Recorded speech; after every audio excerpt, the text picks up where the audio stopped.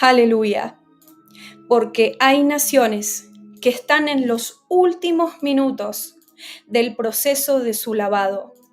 Hay naciones que comienzan a salir de Egipto, me dice el Señor, en esta cuarta visión que el Espíritu Santo me está dando. Son naciones, dice el Señor, que estaban en esclavitud, que simulaban tener una libertad, pero en realidad vivían para servir a otras naciones, como por ejemplo Argentina. Dice el Señor, hay naciones que hoy otras naciones de afuera explotan su trabajo. Argentina es una de ellas.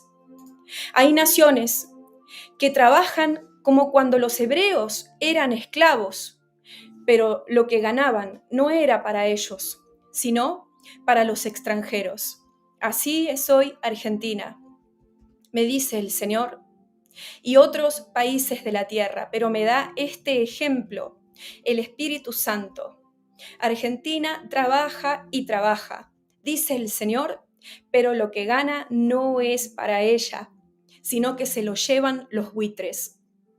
Y yo estoy viendo el pueblo hebreo que empezó a salir de Egipto y cuando fueron a pasar por el Mar Rojo, sopló un viento recio que dividió las aguas, haciéndose el terreno seco, y el pueblo pasó como por un desierto.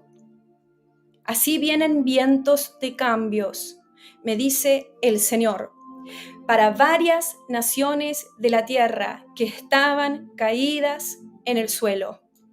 La gente se va a sorprender. Y así como dice la Biblia, en algún pasaje de la Escritura, ¿quién ha visto semejante cosa? Que nazca una nación en un día, así como fue que sucedió con Israel cuando nadie se lo esperaba, que en el 1948, si no me equivoco, se estableció el Estado de Israel, se formó el Estado de Israel y nació esta nación de Israel con un título propio, con una tierra propia que en realidad el Señor ya les había otorgado desde miles de años antes. Dice la palabra, ¿quién ha visto este milagro? Parafraseándola, que nazca una nación en un día, así como la tierra se maravilló en aquel día, dice el Señor, muchos se van a maravillar de lo que voy a hacer con naciones que ahora se están ahogando y que pensaban que no iban a salir de esa tragedia. Aleluya. Hijitos, tengan esperanza, dice el Señor, porque mi diestra sigue siendo la diestra de la justicia. Dice Isaías 66, verso 8. ¿Quién oyó cosa semejante? ¿Quién vio tal cosa? ¿Concebirá la tierra en un día? ¿Nacerá una nación de una vez? Pues en cuanto Sión estuvo de parto, dio a luz a sus hijos. Así muchos moradores de la tierra dirán, ¿quién oyó cosa semejante? Pues en cuanto tal nación estuvo de parto, dio a luz a sus hijos. Y se acerca el alumbramiento, me dice el Señor. Se acerca la hora de dar a luz para varias naciones que estaban en dolores, para algunas naciones que estaban en sufrimiento. Y el Padre le dice hoy a esas naciones, resistan, hijitos, resistan los últimos dolores de parto, resistan hasta el tiempo del alumbramiento, porque justamente cuando la mujer embarazada ya está a punto de dar a luz, ya está de 9 meses, y es cuando más duele, es el peor momento de toda la gestación en el sentido del dolor físico y corporal, cuando le vienen las contracciones a una mujer, pero ella sabe que vale la pena pasar por esos dolores, porque una vez que nazca su hijo y lo tenga en brazos, va a decir: alabado sea el Señor, valió la pena el sufrimiento. Así, dice el Señor, resistan, hijitos, el último tramo. Y yo veo que una de esas naciones es Venezuela. Aleluya, alabado sea el Señor. Venezuela, que está siendo aún lavada, que está siendo aún limpiada, que aún está sufriendo, que está tocando el fondo de los fondos. Dice el Señor, resistan, porque este versículo que acabo de leer recién también es para ustedes. Resistan, porque cuando el mundo menos se lo espere, Venezuela dará a luz. Venezuela estará de parto. Venezuela verá la luz del día después de una extensa noche. Aún falta la parte más dolorosa, la parte más difícil, porque justamente, así como los hebreos, cuando tuvieron que sufrir estando en Egipto mientras las plagas caían sobre ellos, y los hebreos tenían incertidumbre, dice el Señor, fueron más esclavizados que nunca, justamente en el último tramo, antes de ser libres. Así como Satanás los exprimió más que nunca, justamente antes de ser libres, justamente antes de ver la libertad, justamente antes de salir para conquistar y para encontrar la tierra prometida. En esos últimos momentos, en esa última instancia, me dice el Señor, fue cuando más sufrieron. Fue cuando más los persiguieron, fue cuando más los esclavizaron, fue cuando más fueron probados para ver si realmente confiaban en Yahweh, en el Dios de Israel.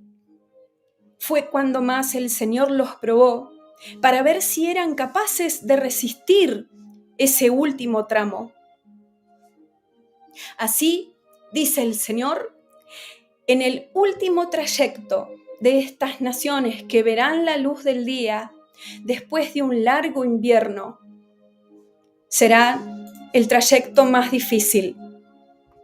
Pero yo desparramo esperanza, dice el Señor, sobre los míos y espíritu de oración para que clamen como nunca antes, para que giman, así como gime la mujer que está de partos, para que se duelan, dice el Señor, de ese parto espiritual y sientan, incluyendo en sus cuerpos, lo que es un nacimiento.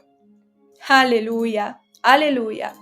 Porque yo estoy viendo nuevamente una persona que está caída, que se cayó y que no se podía levantar, pero que de repente revive, que de repente abre los ojos, que de repente comienza a mover sus extremidades, que de repente de a poco comienza a levantarse. Es que la fuerza viene de mí, dice el Señor, y si yo no la doy, nadie se puede levantar. Pero he aquí que soplo vientos de resurrección sobre naciones que parecían muertas. He aquí que soplo vientos de restauración sobre naciones que estaban quebradas, dice el Señor. Hijitos, tengan fe, tengan esperanza y sobre todo únanse, le dice el Señor a estas naciones que ahora están caídas, porque soplo vientos de cambio sobre muchas de ellas. Aleluya, alabado sea el Señor. Y yo estoy viendo nuevamente a los hebreos cuando pasaban por el Mar Rojo, cuando el mar se abrió enfrente de ellos para que puedan buscar su libertad. El mar se abrió delante de ellos milagrosamente para que ellos puedan avanzar hacia esa libertad. Pero no fue tan fácil, porque venía el faraón con su ejército persiguiéndolos. Y no solo eso, sino que una vez vencido el faraón con su ejército, tuvieron que permanecer en el desierto por 40 años, siendo probados de distintas maneras. Y durante esos 40 años, muchos de ellos no fueron capaces de entender que tenían que esperar, que tenían que permanecer, que tenían que ver lo que estaba ahí, esa tierra prometida, aun cuando no la tenían enfrente de sus ojos. Muchos de ellos cayeron por falta de fe durante ese proceso de transición, cuando estaban en ese desierto, y fallaron y murmuraron contra Moisés y contra Dios y contra Aarón, porque dijeron: ¿para qué nos sacaste de la tierra de Egipto? ¿Para hacernos morir de hambre? ¿Para qué nos sacaste de la tierra de Egipto? ¿Para vivir como animales en el desierto? ¿Para qué nos trajiste? Mejor hubiera sido que nos quedáramos atrás. Así, estas naciones a las cuales se acerca su alumbramiento, estas naciones a las que la libertad está cerca, estas naciones a las que ya pueden oler la tierra prometida, van a pasar por este proceso de transición antes de encontrar esta libertad. Estas naciones que huelen que se viene un aire nuevo, estas naciones que están pasando de la muerte a la vida, estas naciones que están caídas pero que se levantan, que estaban en esclavitud, pero que la libertad es la próxima estación que les espera. Entre esa esclavitud y esa libertad hay un desierto de 40 años, metafóricamente hablando. Es decir, hay un tiempo de prueba y hay un tiempo de limpieza, porque el que sale del lodo tiene que ser limpiado. El que sale del barro tiene que bañarse. El que está sucio tiene que limpiar sus vestiduras. Y así estas naciones que estaban sumergidas en la mugre, en la contaminación, en la suciedad, van a pasar por este proceso para poder alcanzar esa libertad, esa tierra prometida. Tienen que aprender una nueva manera de vivir, así como los hebreos tuvieron que despojarse de costumbres de los egipcios, para que cuando entraran en la tierra prometida, que de hecho fue la siguiente generación la que entró en la tierra prometida, fueran capaces de pisar esa tierra santa de una manera respetuosa, de valorarla, a esa libertad y a esa tierra prometida. Pero me repite el Señor: tengan esperanza, hijitos, porque estoy lavando a muchas naciones para prepararlas para que sean los faros de los últimos tiempos. Y me vuelve a repetir Dios que vamos a ver muchos cambios inesperados, cambios asombrosos, cambios de ejes. Es como cuando alguien va manejando un auto y el que iba derecho por un sendero, por una dirección, de repente dice: voy a cambiar el rumbo, y dobla automáticamente y rotundamente para otra dirección, cambiando, valga la redundancia, esa dirección. Vienen cambios, dice el Señor, para naciones de la tierra, cuyo pueblo escuchó un llamado de intercesión. Dice el Señor, porque voy a responder años y años de intercesión de los míos. Y me vuelve a repetir, que lloraron, que clamaron, que ayunaron, dice el Señor, y hasta que establecieron e hicieron actos proféticos en la tierra de esas naciones para derribar banderas de Satanás, para reconquistar terrenos tomados por él. Dice el Señor, he aquí que respondo el clamor de un pueblo sufrido, como cuando respondí el clamor de los hebreos, cuando estaban esclavizados por Egipto y sufrieron. He aquí que escucho, dice el Señor, el clamor de un pueblo latinoamericano que clamaba por las noches, que sufría por las mañanas, que tenía sus muñecas con sogas, con esposas, con cadenas. Así como los esclavos, los hebreos cuando estaban esclavos en Egipto. Dice el Señor, así escucho el clamor y respondo. Llegan momentos de cambios, llegan movimientos, cosas que estaban establecidas en algunas naciones van a cambiar, cosas que parecían ser para siempre van a parar, se van a cortar, cosas que parecía que nunca se iban a iniciar en otras van a comenzar, porque respondo el clamor de un pueblo, dice el Señor, que llora y se duele, como se llora y se duele mi corazón. Hijitos, me repite el Espíritu de Dios, vienen tiempos de cambios. Y aquellos que intercedieron por estos cambios, de los cuales el Señor está hablando, van a sentir como si recibieran una recompensa por tanto sacrificio. Y se van a acordar de tantas noches de ayunos, de tantas noches de vigilia, de tantas noches de proclamación, de alabanza, de ayunos y de sacrificios. Porque dice el Señor que no ha sido en vano, porque yo veo esas oraciones que han subido al trono del Padre, y no solo han subido al trono del Padre, sino que han entrado por sus narices como olor fragante.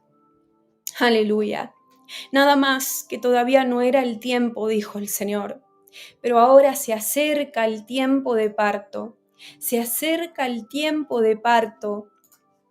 Astaraki aramais, tu sí aramasta santarakebe. Y yo veo una mujer que se le pone una corona en la cabeza. Hasta más a toro neve sea. He aquí que la esclava pasa a ser reina, dice el Señor. He aquí que la plebeya pasa a ser princesa. Así, dice el Señor, naciones caídas ahora van a estar erguidas.